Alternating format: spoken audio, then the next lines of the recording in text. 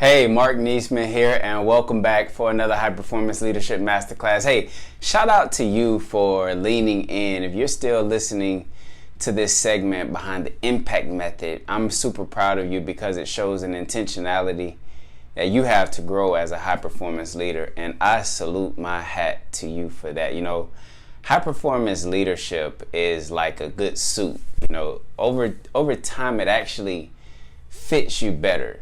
And so you keep leaning in. High performance leadership looks good on you. Today we're having a conversation now about the letter P in the word impact. So we are just about halfway through this methodology that we implement here in Marq Neasman Consulting to create massive change and transformation in the culture of organizations that we're so privileged to work with. And so the letter P, again, isn't anything that you have never heard of before, but it is extremely powerful in its ability to deliver outcomes in people's lives. And that word is purpose. Yes, purpose. And so just to catch you up, in case this is the first segment that you've had an opportunity to listen to, letter I in the word impact is identity. And the power thought behind this premise is that typically if you know who you are, you almost naturally know what to do. And the letter M represents mission, and the power thought there is in knowing what to do. If you have a strong why, you'll be compelled to go harder and further beyond what one might ever expect or think, which is going to be required of us if we're going to be successful in this marketplace where the marketplace has ever-changing requirements that it places on us as business leaders and as professionals in general. And now for the letter P, purpose, which is obviously one of my favorites. And you can see how each of these words thus far have connected, and it flows in a synergy. And you'll see that same synergy followed throughout the course of this word or this methodology behind this word impact. And so to lock in on the letter P or purpose, the power thought behind this, it aligns closely with that of identity, but is when you know who you are, you know what to do. When you know who you are, you know what to do. And so when we talk about purpose, most people, the sad reality that you and I as leaders have to identify with is that most people do not know their purpose. Now, think about that for a moment. If most people don't know their purpose, and people make up organizations, and organizations make up businesses, then what does that say about, right, you caught it. You caught it. What does that say about the productivity or about that organization's ability to actually get things done or actually meet a need? Well, we say, well, no wonder why 80% of businesses fail within a 5 to 10 year span. It's no wonder that very few organizations, and if you look at those few organizations that do thrive, they have implemented the impact method or something very much similar to it. Right? And so at some point we have to learn to follow success. Success leaves clues. We have to learn to follow it. We have to learn to align what it is that we're doing with the proven methodologies around us. The impact method is a proven methodology. And purpose has everything to do with you generating impact, both internally and externally. So, Mark, purpose is such a vague word. You know, it's lofty. Can you provide something practical that will help us actually move forward with what it is that you're saying? Absolutely, and I'm glad that you asked, right? So how do we get to a place of practicality behind the word purpose? right? Because again, most people don't know what their purpose is. Most people get up and show up at a job day to day, honestly, because they have bills to pay and they have responsibilities and little people in most cases that they may need to take care of. They have mouths to feed, and that's completely understandable. But having a purpose makes that job far more easy. It makes that job far more delightful, and it makes everyone around us better people. So where can we start with this word purpose? And I think I just said it. We start with people. See, the thing about purpose, while it's lofty, it's very simple, because everything about you and I was created for people. Everything about us was created for people. We are here for a person or a people, especially if we came to the agreement, or if we can agree that one of the reasons that we are in business is because of the simple fact of profitability. We're here to make money. So, well, who has money? People have money. So if a business is in position or in place to make money, if that's one of the things that it's there for, then it's there for people.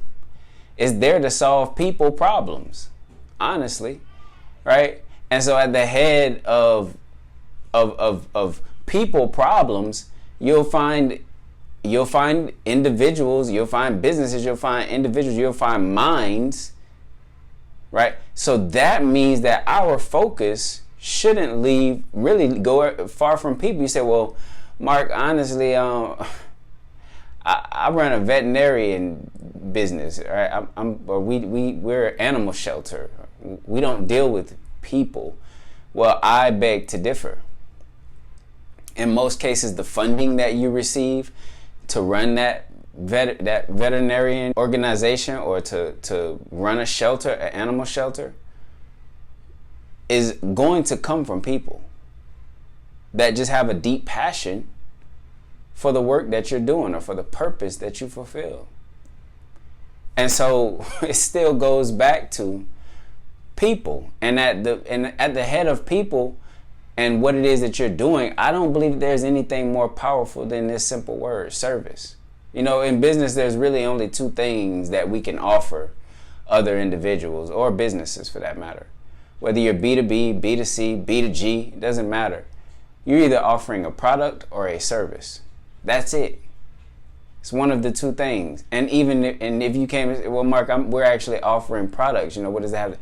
Behind your product will still be a service. There will still be some degree of service, customer service, that you will have to apply to your everyday client. It doesn't matter, because there is no conversion without conversation. And whether you're trying to get a person to convert to your service or get a person to convert to your product, no conversion happens without a conversation, without people gaining wisdom and understanding of what, how, and why something exists.